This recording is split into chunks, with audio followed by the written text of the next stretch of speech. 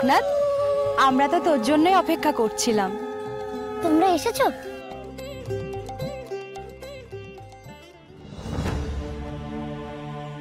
তোমরা দুজনে এসেছো? ছোট রানীমা আসেনি? না বাবা, ছোট রানী আসেনি। ছোট রানীমা আসবে না? গঙ্গা পুজো করবে না? আর আদি গঙ্গায় ডুবও দেবে না? না লোকনাথ, আমি আর বড় রানী অনেকবার বোঝানোর পরেও তিনি আসতে রাজি হলেন না। কিন্তু ছোট রানীমা আদি গঙ্গাতে ডুব না দিলে পাপ মোচন হবে কি করে? লোকনাথ তো সেই জন্যই ছোট রানীমাকে নিয়ে আসতে বলেছিল। কি আর করা যাবে বলো, ছোট রানী আমার স্ত্রী, আমার অর্ধাঙ্গিনী, তার সবকিছুর অর্ধেক ভার আমার। যদি তার পুরোপুরি পাপমোচন না হয় তাহলে আমারই বা পুরোপুরি পাপমোচন হবে কি করে?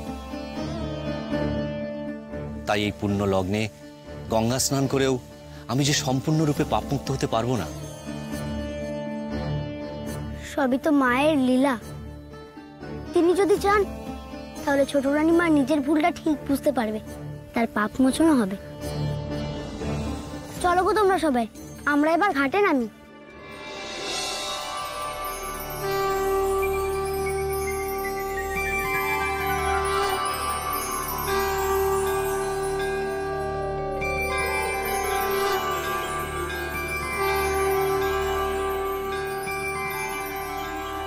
গুরুদেব, এই কি সেই বেহুলার ঘাট? হ্যাঁ রে লোকনাথ, এই হলো আদি গঙ্গার বেহুলার ঘাট। ভারী পবিত্র স্থান।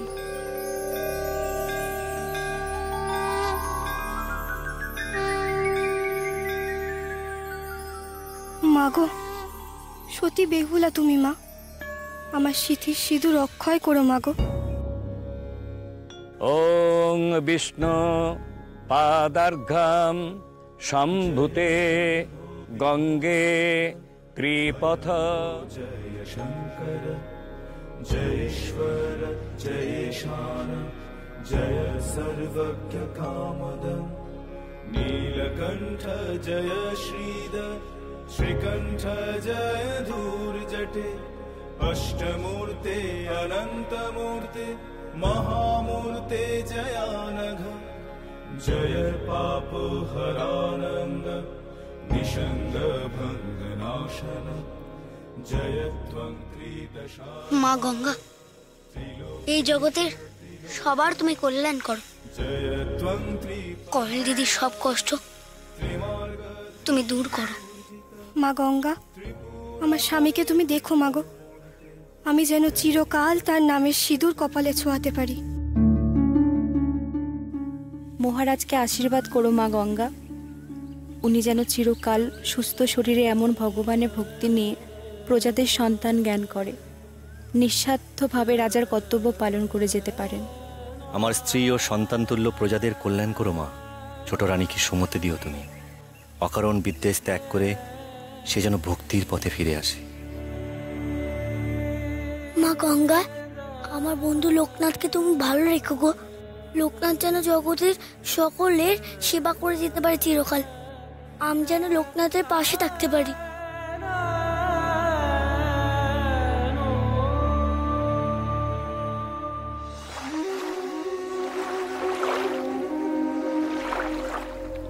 জলের শব্দ আসছে কোথা থেকে?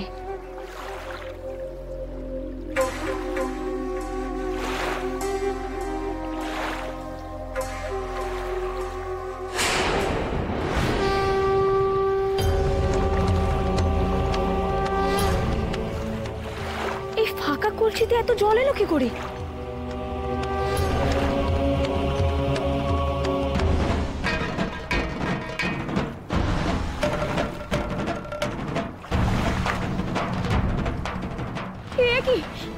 আমি তো কিছুই বুঝতে পারছি না, এই ভাঙা কলসিতে এত জল আসছে কোথা থেকে? কি হচ্ছে? আমি তো কিছুই বুঝতে পারছি না, ভাঙা কলসি থেকে এত জল আসছে কি করে? এদিকে আমার পা দুটো যে আটকে গেছে, আমি যে কোনোভাবেই নড়তে পারছি না। কাকে ডাকবো এখন? মহারাজার দিদিভাই তো পুজো দিতে গেছে।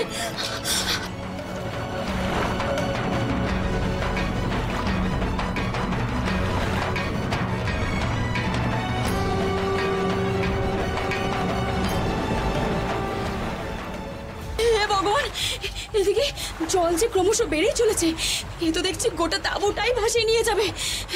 এখন আমি কি করব? বাঁচাও, বাঁচাও আমাকে!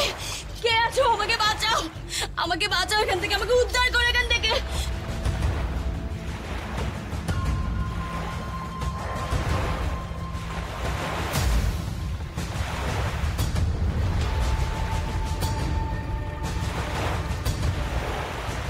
বাঁচাও, বাঁচাও! কে কোথায় আছো? কে কোথায় আছো? আমাকে বাঁচাও, আমাকে উদ্ধার করো এখান থেকে।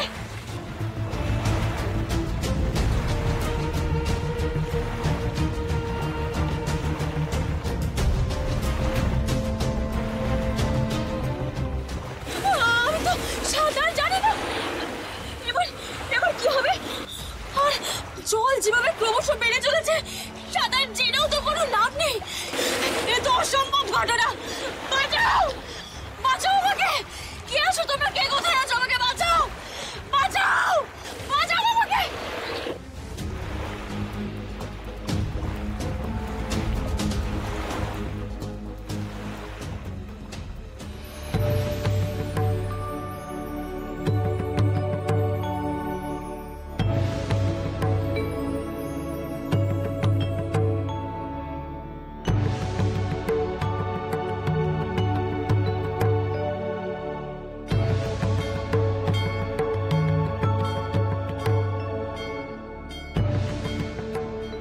বেনি, লোকনাথকে ডাক। লোকনাথের পুজো এখনো শেষ হয়নি, এদিকে ঘাটের পুজোর আয়োজন তো হয়ে গেল।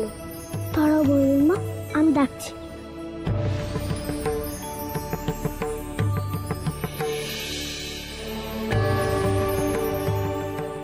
এই লোকনাথ, লোকনাথ ওঠ ভাই, এই লোকনাথ।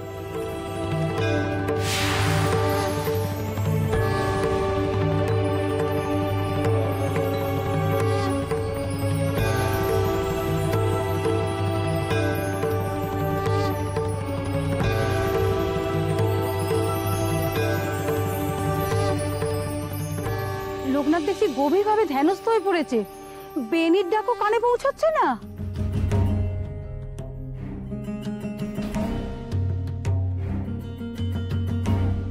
ভাই, জল থেকে উঠে আয়, এবার যে তোকে পুজো করতে হবে।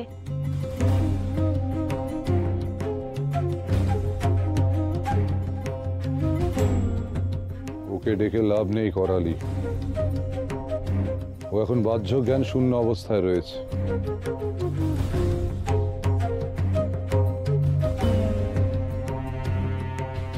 তাহলে গঙ্গা পুজোর কি হবে গুরুদেব? লোকনাথ যে ঘাটে বসেই পুজো করবে বলেছিল।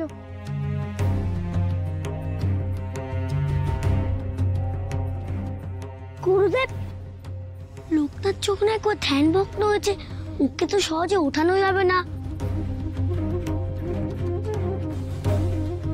তাই তো দেখছি বরাবর, ছেলেটা একবার ধ্যানস্থ হলে শত ডাকাডাকিতেও ওকে নড়ানো যায় না। যতক্ষণ না ও নিজে থেকে ধ্যানভঙ্গ হয়, ততক্ষণ মনে হচ্ছে আমাদের অপেক্ষা করতে হবে।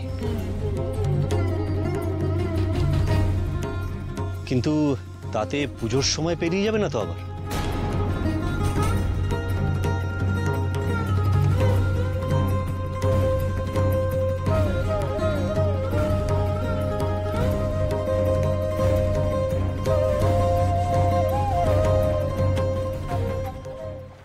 বাঁচাও, বাঁচাও!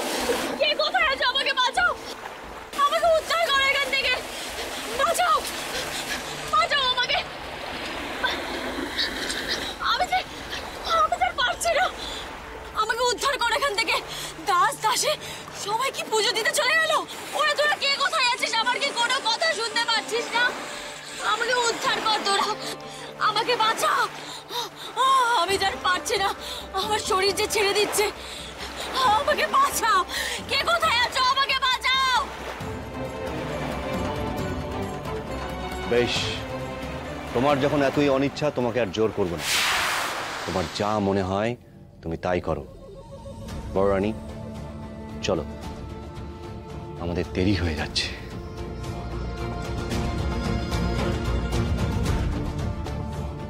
তোর যদি মন বদলায় তাহলে আসিস। আমরা আসলাম।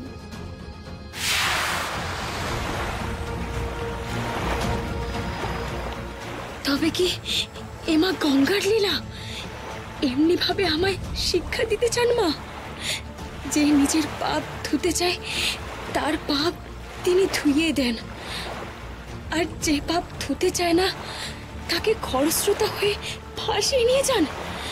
তবে কি সত্যি কারোর পাপ অক্ষয় হতে দেন না মা? সবাইকে তিনি করুণা করেন।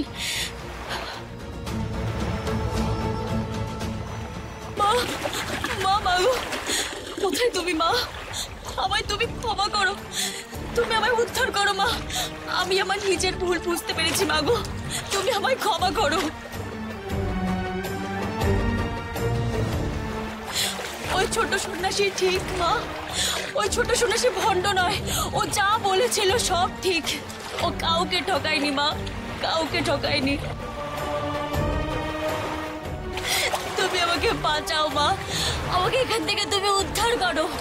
আমি আর কখনো কোনো মানুষকে ছোট করব না, কোনো দিনের ছোট আমি কাউকে কখনো অসম্মান করবো না মা। ওই ছোট সন্ন্যাসীর কাছে আমি নিজে ক্ষমা চাইবো মা। আমাকে তুমি পাপ থেকে উদ্ধার করো মা, উদ্ধার করো মা গো মা। আমাকে নতুন তুমি জীবন দান করো মা। আমি পাপ করেছি, আমাকে ক্ষমা করো, আমাকে নতুন জীবন দান করো মা।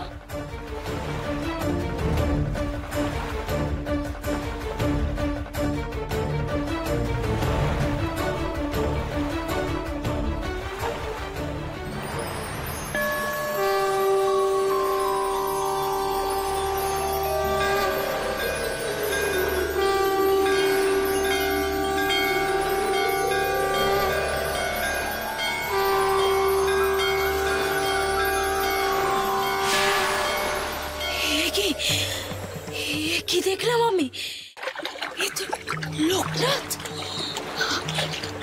তাই তো, তাই তো, লোকনাথ যে শিবকল্প। তাই তো লোকনাথের জটা থেকে মা গঙ্গা বয়ে নেমে এসেছেন। আমি তোমার স্বরূপ চিনতে পেরেছি লোকনাথ, চিনতে পেরেছি। আমাকে এবার তুমি ক্ষমা করে দাও, আমি তোমার কাছে ক্ষমা চাইছি। আমাকে এই জলস্তম্ভ থেকে বের করো লোকনাথ, আমাকে উদ্ধার করো, তুমি আমাকে বাঁচাও।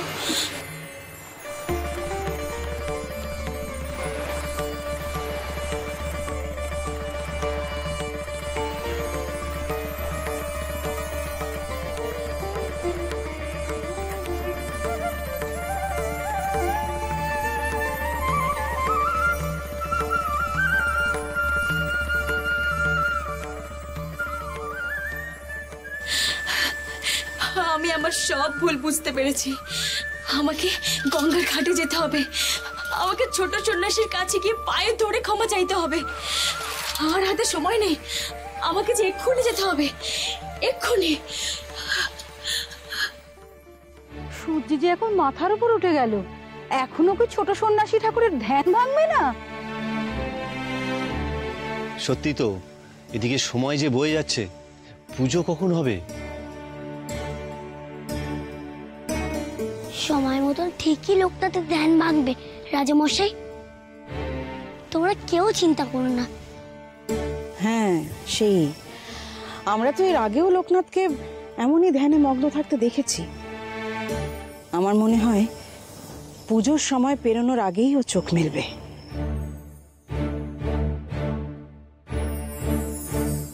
মনে হয় ভাইকারের মঙ্গল কামনায় এমন গভীর ধ্যানে মগ্ন হয়েছে। ঠিক তাই। ওর তো নিজের কোনো জাগতিক চাহিদা নেই, সবসময় অন্যদের জন্য মাকে ডাকে ছেলেটা। আজ আমার মনে হচ্ছে ওর কোনো বিশেষ প্রার্থনা আছে, তাই এমন গভীর ধ্যান করছে।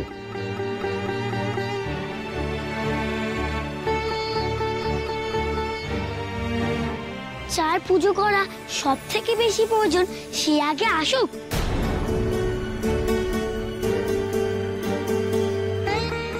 সে এলে তবে তো পুজো শুরু হবে। তুই আর কার আসার কথা বলছিস বেনি? এখানে তো সবাই উপস্থিত। আছে গো আছে, একজনের আশা বাকি আছে এখনো। লোকনাথ, লোকনাথ তুমি কোথায় লোকনাথ?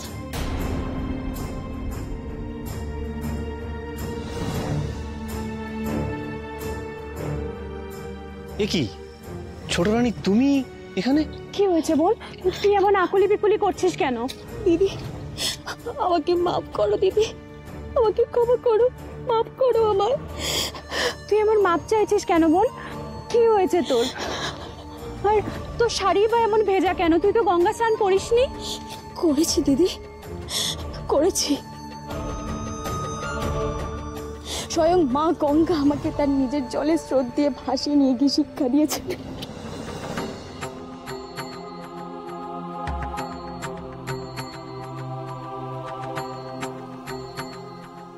মানে মা গঙ্গা?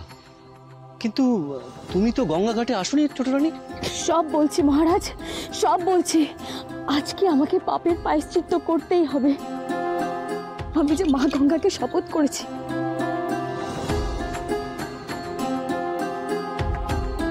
দিদি তোমরা তাঁবু ছেড়ে যাওয়ার পরে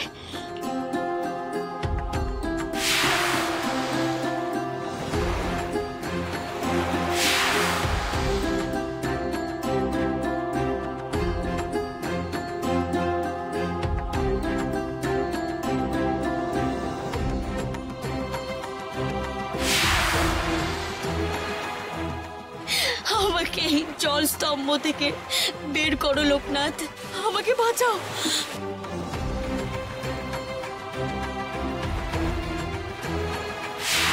দয়া করে আমায় বলো দিদি, কোথায় ওই ছোট সন্ন্যাসী? আমি ওর পায়ে ধরে ক্ষমা চাইবো।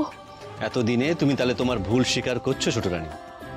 হ্যাঁ মহারাজ, আপনি আর দিদি আপনারাই ঠিক ছিলেন, আর আমি ছোট সন্ন্যাসীকে অস্বীকার করে মস্ত বড় ভুল করেছি, খুব বড় ভুল করেছি। লোকের নাথ সে, স্বয়ং যোগী মহেশ্বরের রূপ। অনেক অবজ্ঞা করেছি তাকে, অনেক অসম্মান করেছি। আজ মা গঙ্গা আমাকে নিজে তার স্বরূপ দেখিয়েছেন, আর তাই ছোট সন্ন্যাসীর পা ধরে ক্ষমা চাইতে আমার এতটুকু কোনো দ্বিধা নেই। ওই দেখ বোন, ছোট সন্ন্যাসী ধ্যানে মগ্ন হয়ে বসে আছে। ছোট সন্ন্যাসী, ছোট সন্ন্যাসী, ছোট সন্ন্যাসী, ছোট সন্ন্যাসী।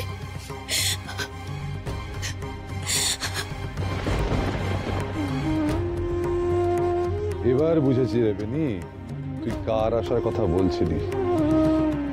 এবারে বুঝেছি লোকনাথ কার জন্য প্রার্থনা করছিল মা গঙ্গার কাছে।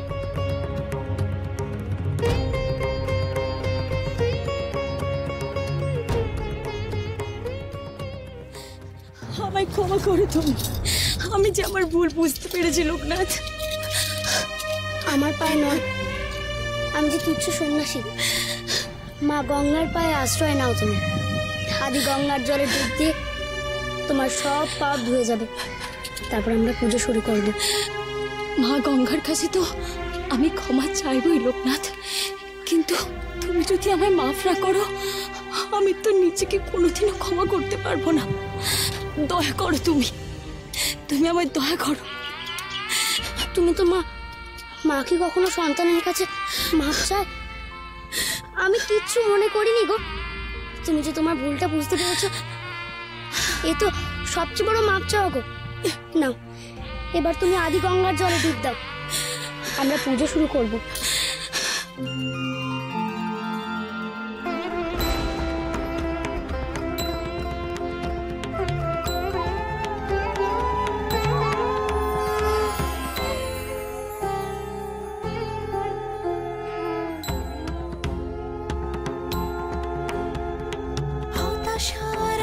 তুমি মুখ মুখে ভাষা, সব ঠাই বিলিয়েছ শুধু ভালোবাসা। হতাশার আশা তুমি মুখ মুখে ভাষা ত্রিকালদর্শী প্রভু দিও